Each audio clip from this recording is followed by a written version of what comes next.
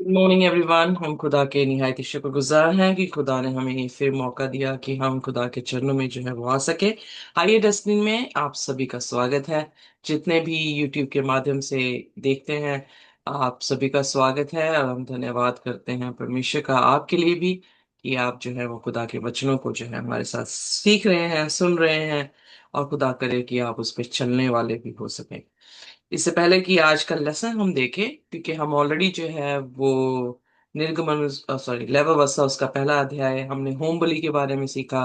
दूसरा अध्याय हमने अन्न बलि के बारे में सीखा और तीसरा अध्याय हमने मेल बलि के बारे में जो है वो सीखा था। मेल बलि जो कि नाम से ही हमें समझ आती है कि ये एक तरह की पीस ऑफरिंग है। और इससे फेलोशिप ऑफरिंग भी जो है वो बाइबल में कहा गया है। पीस के जैसे उलट जो शब्द है वो है वॉर या लड़ाई, डिसएग्रीमेंट्स। तो ये सारे शब्द जो है वो शांति के खिलाफ जो है वो शब्द आते हैं। तो जब ये मेल की बात आ रही है तो इसका अर्थ ये है कि खुदा चाह रहा है कि हम सभी अपने रुस्वे, सभी अपनी जेलसी, अपने एनवीए जो है वो छोड़कर एक दूसरे के साथ जो है वो मेल कर ले। इसीलिए मत्ती की अंजील उसका 5वां अध्याय और उसकी 23 और 24 आयत में इस तरह से प्रभु यीशु मसीह ने पहाड़ी उपदेश में एक ऐसी तालीम जो है वो दी है जो कि बिल्कुल इस मेल बलि के साथ जो है मैच करती है। आइए देखते हैं मत्ती उसका 5 उसकी 23 से 24 आयत।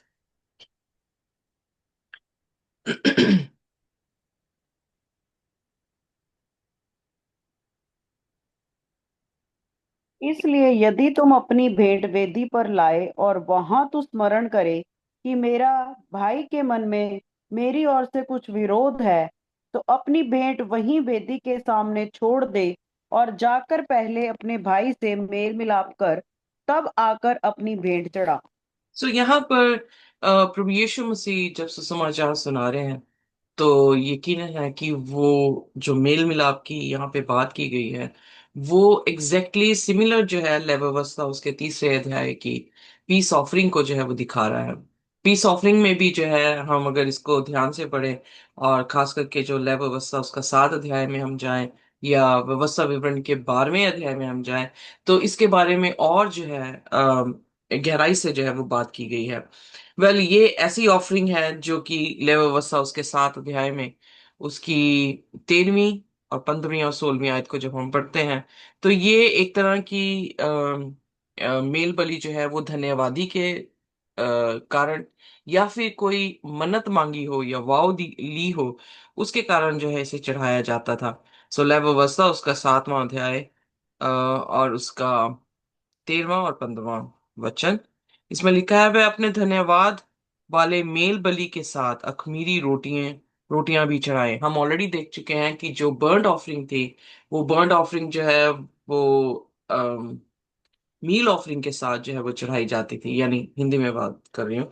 होम बलि को जो है वो अन्न बलि के साथ जो है वो चढ़ाया जाता था। और अब यहाँ पर देख रहे हैं कि मेल बलि जो है वो भी उन्हीं के साथ जो है वो चढ़ाई जाती है। इनफैक्ट अगर होम बलि को हम देखें तो वहां पर हम टोटल डेडिकेशन खुदा की तरफ जो है वो, यानी खुदा को प्रथम स्थान देने की जो है उसको सिंबलाइज कर रहा है। जब हम अनबली में गए थे तो हमने ये देखा कि मुट्ठी भर आटा जो है वो वेदी पे चढ़ाया जाता था, बल्कि रेस्ट ऑफ द दूसरा जो रेस्ट ऑफ द आटा जो लेकर आ रहा है ऑफर, वो सारा का सारा जो है वो हरून के घर के या घराने के लिए जो है इस्तेमाल होने के लिए कहा गया है। फिर हम लैव अवस्था में जब देखते हैं तो लैव अवस्था में भी 3 जो है हिस्से हम उस ऑफरिंग के देखते हैं। पहला हिस्सा जो कि लैव अवस्था उसका 3 अध्याय उसकी 9 से 11 में हम पढ़ते हैं तो वहां पर दिखाई देता है कि जितना भी फैट था वो सारा का सारा खुदा को जो है वो चढ़ाने के लिए कहा गया है। यहाँ पर आप देख सकते हैं कि मेल बलि की चर्बी को यहोवा के लिए हवन करे।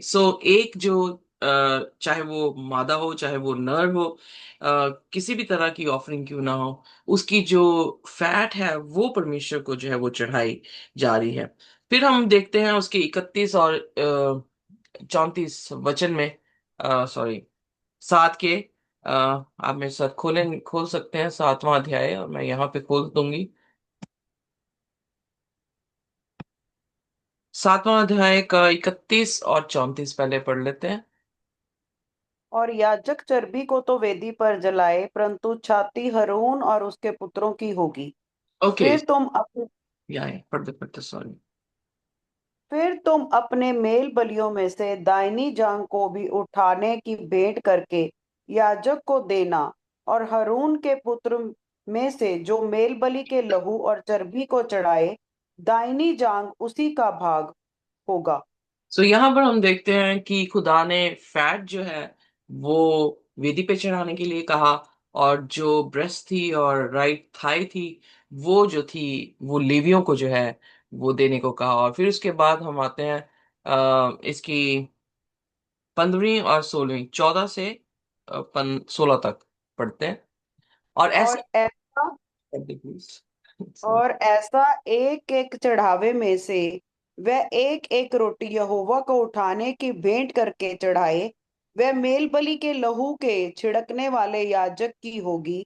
और उस धन्यवाद वाले मेल बलि का मांस बलिदान चढ़ाने के दिन ही खाया जाए, उसमें से कुछ भी भोर तक शेष ना रह जाए। सो यहाँ पर तीसरी चीज जो है हम देख रहे हैं कि उसे जो है अगले दिन, यानी उसी दिन और अगले दिन जो है वो खा सकते हैं। तीसरे दिन जो है उसे आग में जलाने के लिए खुदा ने जो है वो कहा। पर ये कौन थे जो खा सकते थे? आइए देखते हैं व्यवस्था विवरण और उसका 12 अध्याय। व्यवस्था विवरण उसका 12 अध्याय और उसकी 6वीं 7वीं आयत। उसमें और वही तुम अपने होम बलि और मेल बलि और दशमांश और उठाई हुई भेंट और मन्ने की वस्तुएं मन्नत। और स्वच्छ बलि, मन्नत की वस्तुएं और स्वच्छ बलि और गाय बैल और भेड़ बकरियों के पिलौठे ले जाया करना। और वहीं तुम अपने परमेश्वर यहोवा के सामने भोजन करना, और अपने अपने घराने समेत उन सब कामों पर जिन में तुमने हाथ लगाया हो और जिन पर तुम्हारे परमेश्वर यहोवा की आशीष मिली हो, आनंद करना। Amen।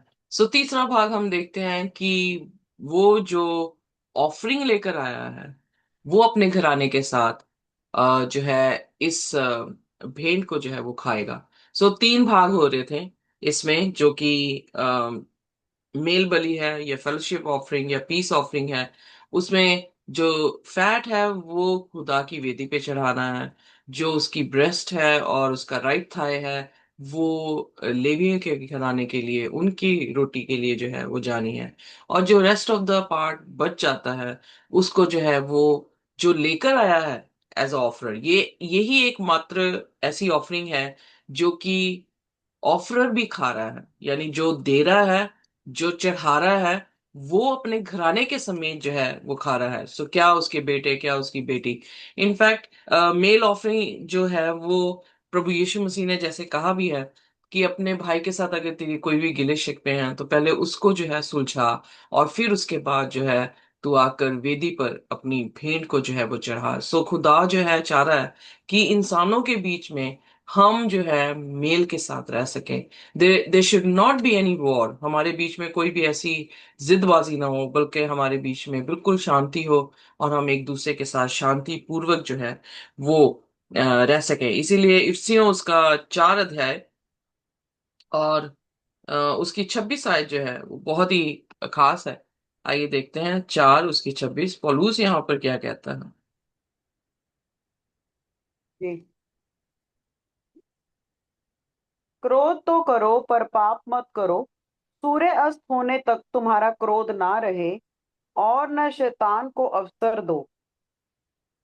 ओके, सो यहाँ पर हम देखते हैं कि खुदा की क्या रजा है कि अगर बाई चांस हमारे परिवारों में मिसअंडरस्टैंडिंग है, क्योंकि बेसिकली देखा जाता है कि सुबह और शाम जो है, हम ऑलरेडी निर्गमन में देख चुके हैं कि सुबह और शाम जो है वो वेदी वेदी पे मेमना जो है वो चढ़ाया जाता था।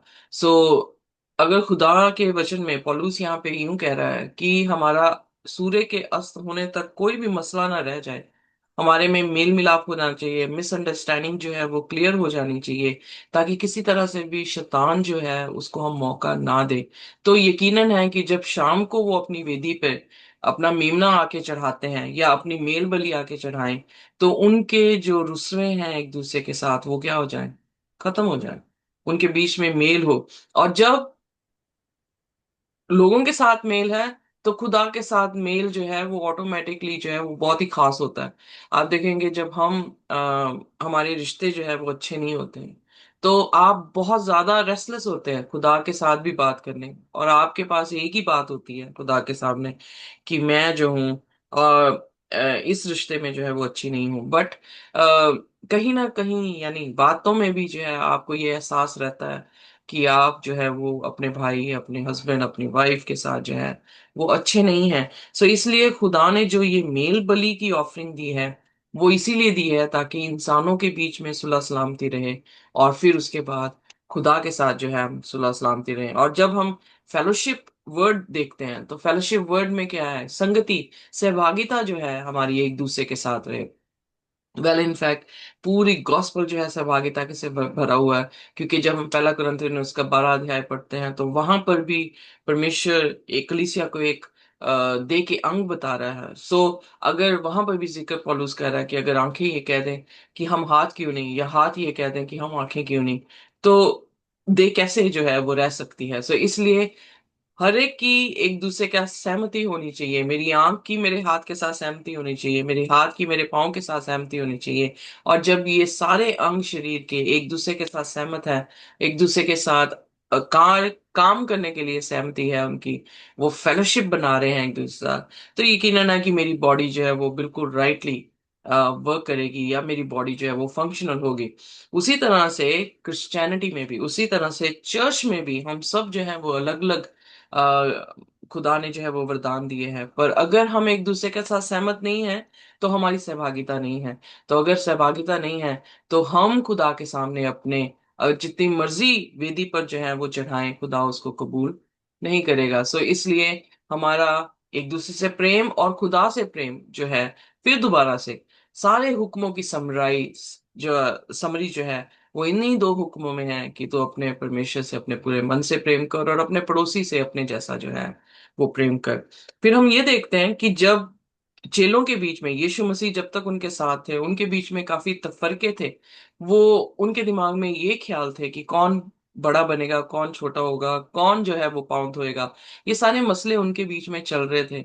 बट जब यीशु मसीह जिंदा उठा लिए गए, उससे पहले उन्हें आदेश दिया कि तुम इकट्ठे जो है वो प्रार्थना करना, जब तक पवित्र आत्मा तुम पे ना उतरे तब तक तुम खुदा के कलाम को लेकर मत जाना।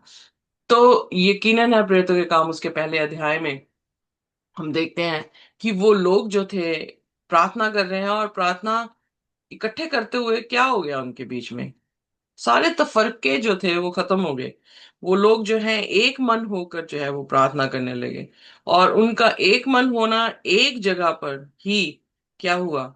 इतना खुदा का अनुग्रह उन पे हुआ कि जब उनकी सहभागिता एक दूसरे के साथ हुई, खुदा के साथ हुई, तो खुदा वहां पर आकर जो है उनके बीच में आत्मा के जरिए जो है वो प्रेजेंट जो है वो हो गए। सो इसलिए ये यकीनन है कि पूरा गॉस्पल ही हमें ये कह रहा है कि हमें जो है एक दूसरे के साथ सहभागिता करनी है। आइए देखते हैं पहला यूहन्ना उसका पहला अध्याय, उसकी पहली 3 आयतें, जो कि बहुत ही विशेष हैं। जो कि अब यूहन्ना अपनी पत्री में सहभागिता के बारे में क्या कहता है, आइए देखते हैं। पहला यूहन्ना पहला यूहन्ना उसका पहला अध्याय और उसकी पहली 3 आयतें। उस जीवन के वचन के विषय में जो आदि में था, जिससे हमने सुना और जिसे अपनी आंखों से देखा, वरन जिसे हमने ध्यान से देखा और हाथों से छुआ। यह जीवन प्रकट हुआ और हमने उसे देखा और उसकी गवाही देते हैं, और तुम्हें उस अनंत जीवन का समाचार देते हैं जो पिता के साथ था और हम पर प्रकट हुआ। जो कुछ हमने देखा और सुना है, उसका समाचार तुम्हें भी देते हैं, इसीलिए कि तुम भी हमारे साथ सहभागी हो। और हमारे यह सहभागिता पिता के साथ और उसके पुत्र यीशु मसीह के साथ है। मैन, सो यहाँ पर हम क्या देख रहे हैं कि वचन के साथ भी जो प्रेरितों ने हमें लिख के दिया है, अगर हम उसको मानते हैं, तो हम उनके साथ क्या कर रहे हैं? सहभागिता कर रहे हैं। और वो सहभागिता किनके साथ हो रही है? अल्टीमेटली पिता के साथ और प्रभु यीशु मसीह के साथ। सो इसलिए यीशु मसीह, जब इफिसियों के दो अध्याय में उसकी 14वीं आयत में हम देखते हैं, तो प्रभु यीशु मसीह हमारी शांति है, हमारे शांति का मेल है। और आप देखेंगे कि यूहन्ना उसके 14 अध्याय में यीशु मसीह ने अपने चेलों से कहा कि मैं अपनी शांति तुम्हें दिए जाता हूँ। सो जब वो ये शब्द बोलते हैं तो यहाँ पे बड़ा इंटरेस्टिंग जो है अध्याय मुझे लगा, जब मैंने यूहन्ना उसका 14 अध्याय पे अध्ययन किया। आप भी मेरे साथ जो है वो खोल सकते हैं, क्योंकि ब्यूटीफुली जो है वहां पे पोर्ट्रे किया गया है कि जीसस ने कहा, peace I leave with you. 27 आयत में, मैं अपनी शांति तुम्हें दिए जाता हूँ। सो शांति, कौन सी शांति? जिसमें कोई वॉर नहीं है। शांति मतलब खुदा, यीशु मसीह और हमारे बीच में कोई तफरका नहीं रहा, बल्कि हम क्या हो गए, मिल गए हैं, हमने सहभागिता कर ली है उसके साथ। कैसे सहभागिता की उन चेलों ने? जब वो लॉर्ड सपर यीशु मसीह के साथ मेज पर बैठे खा रहे, इसलिए यीशु मसीह ने कहा, जब तक मैं दोबारा तुम्हारे साथ नहीं खाता, मैं जो हूं वो शरीक नहीं हूंगा इस भोजन में। सो आप देख सकते हैं कि खुदा की सहभागिता, आप लुदीकिया की कलीसिया में देखेंगे, प्रकाशित वाक्य 3 उसकी 20 में यीशु मसीह दरवाजे पे खड़ा खटखटाता है, और वहां पे लिखा है, जो कोई भी खोलेगा मैं भीतर आऊंगा और उसके साथ क्या करूंगा, भोजन करूंगा। सो भोजन करना क्या है? सहभागिता है। सो यानी there is a peace, there is a fellowship with God. और इसीलिए खुदावंद यीशु मसीह जो है वो मेज पर बैठकर उनके साथ सहभागिता जब कर रहे थे, तो यीशु मसीह ने उनसे क्या कहा, मैं अपनी शांति तुम्हें दिए जाता हूं। यानी there is no war between you and me. So उनके साथ कोई वॉर नहीं है। My peace I give unto you. आइए पढ़ दें 27वां वचन, अगर आपने खोल दिया है यूहन्ना उसका 14 अध्याय। जी। यूहन्ना का 14 का। 27। जी। मैं तुम्हें शांति दिए जाता हूँ, अपनी शांति तुम्हें देता हूँ। जैसा संसार देता है, मैं तुम्हें नहीं देता। तुम्हारा मन ना घबराए और ना डरे। जी आगे भी पढ़ दें। तुमने सुना कि मैंने तुमसे कहा कि मैं जाता हूँ और तुम्हारे पास फिर आता हूँ। यदि तुम मुझसे प्रेम रखते तो इस बात से आनंदित होते कि मेरा पिता मैं पिता के पास जाता हूँ, क्योंकि पिता मुझसे बड़ा है। जब हम पहली आयत पढ़ते हैं इसी की, तो बड़ी मशहूर है, हर इंसान जो है इस आयत को जानता है कि तुम्हारा मन व्याकुल ना हो, जैसे तुमने पिता पर विश्वास किया तो मुझ पर भी विश्वास करो। वहां पर जीसस जो है वो अपनी सेकंड कमिंग का आश्वासन जो है या भरोसा जो है उन्हें दे रहे हैं कि मेरे पिता के घर में बहुत सारे स्थान है, अगर ना होते तो मैं तुमसे पहले कह देता। देखो मैं जाता हूँ और तुम्हारे लिए जगह तैयार करता हूँ। जब ये बातें कह रहे हैं जीसस कि मैं दोबारा से आ रहा हूँ और तुम्हें लेकर नहीं आ रहा हूँ, तो 27वें वचन में वो खास करके कह रहे हैं कि मैं अपनी शांति तुम्हें देता हूँ, जो कि दुनिया जैसी शांति नहीं है, क्योंकि दुनिया में तो कलेश है।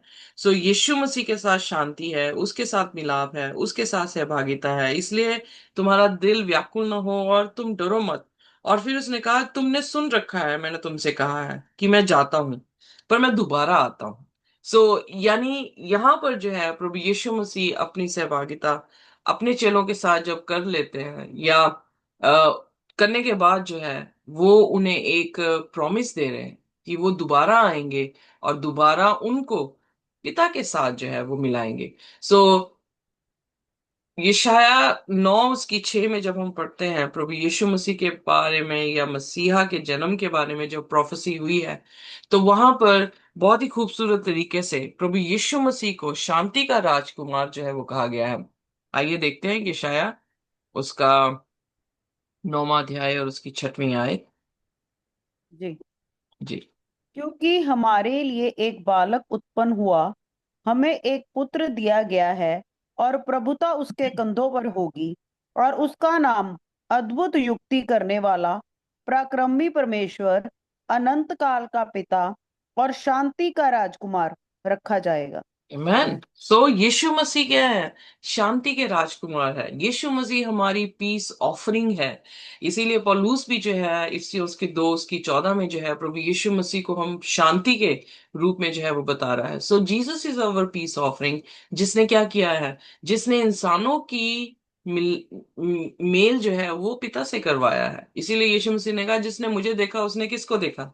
पिता को देखा है। सो जिसने यीशु मसीह के साथ सहभागिता की, उसने पिता के साथ भी सहभागिता। इसलिए यीशु मसीह ने कहा, जो कोई मेरा इकरार करता है मैं उसको पिता के सामने जो है उसका इकरार करूंगा। सो यानी जिसने मुझ पर जिसने यीशु पर विश्वास किया है, उसने अनंत जीवन को पाया है। यूहन्ना 3:16। सो कहने का अर्थ यह है कि पिता और यीशु एक हैं। और उन्होंने कहा कि जिसने मुझे, जिसके पास पुत्र है उसके पास जिंदगी है। Are you getting me? मतलब हर एक वर्स न्यू टेस्टामेंट की प्रभु यीशु मसीह को दिखा रही है। क्योंकि ओल्ड टेस्टामेंट में जो ऑफरिंग दी जा रही है वो यीशु मसीह की तरफ इशारा कर रही थी। और यीशु मसीह फक्की फरीसियों से साफ साफ उनकी उनके उनके उनके जहनों को जो है वो उस बलि की तरफ जो है वो लेकर जा रहे थे, जो बलि प्रभु यीशु मसीह के कार्य को जो है दिखाने वाली थी। बट अफसोस की बात कि वो खुदा के वचन को समझ नहीं पाए, खुदा की बातों को जान नहीं पाए, और वो इसी तरह से नाश हो गए। पर हम जिसको यूहन्ना की पत्री में बता रहा है कि जिन्होंने उसे देखा है, जिन्होंने उसे छू कर भी देखा है, उसको सुना है, अपनी आंखों से देखा है, जो कुछ वो बता रहे हैं हमें, अगर हम सुनते हैं तो हम उनके साथ क्या कर रहे हैं? सहभागिता कर रहे हैं। और इनफैक्ट सिर्फ चेलों के साथ सहभागिता नहीं, पिता के साथ, प्रभु यीशु मसीह के साथ। क्योंकि आदि में वचन था, वचन परमेश्वर के साथ था, और वचन ही परमेश्वर था, और वो वचन देहधारी हुआ, हमारे बीच में आ खड़ा हुआ। पर अफसोस की बात कि उसके अपनों ने उसे स्वीकार नहीं किया। पर क्या प्रश्न ये उठता है, क्या आज हम उसे स्वीकार करते हैं?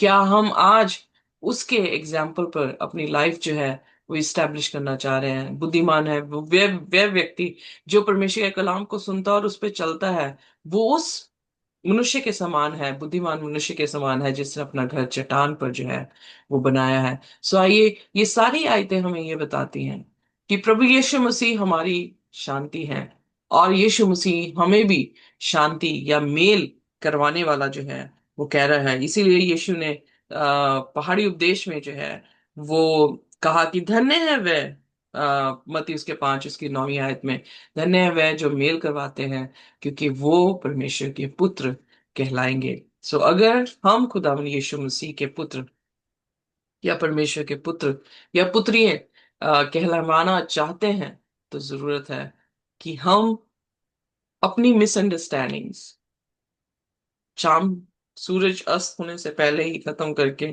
खुदा के सामने जब अपनी प्रार्थनाएं लेकर आते हैं, तो हम मेल की प्रार्थनाएं लेकर आए, हम धन्यवादी की प्रार्थनाएं जो है वो लेकर आए, और खुदा से कहें कि खुदा तू हमें बरकत दे, हमारा तेरे साथ मेल रहे, कोई भी पाप तेरे और हमारे दरमियान ना हो, और ना ही कोई पाप हम अपने भाइयों के जो है विरोध में करें। और इस तरह से हम पूरा का पूरा गॉस्पल जो है वो फुलफिल करेंगे। और जैसे पेंतिकॉस्त के दिन परमेश्वर ने अपने चेलों पर पवित्र आत्मा उंडेली, उसी तरह से खुदा लेटर रेन जो है वो भी उंडेलने पर है। पर किन पे उंडेलेगा? जो उसकी व्यवस्था को पूरा करेगा, जो उसके गॉस्पल को पूरा करेगा, जो यीशु की इमेज को अपनी जिंदगी में फॉर्म करेगा, वही उसकी आत्मा को ग्रहण करेगा। और इसीलिए प्रेरितों के काम उसके 5 उसकी 32 में लिखा है, पवित्र आत्मा उन्हें दी जाती है जो उसके हुक्म को मानता है। सो आइए, हम परमेश्वर के अधीन हों और अपने भाइयों से प्रेम करें, ताकि हम प्रभु यीशु मसीह के बेटे और बेटियां कहला सके। वेल, कोई भी जन जो है हमारे लिए प्रार्थना कर सकता है इस टाइम, जिसे भी परमेश्वर की आत्मा जो है वो हिदायत करे।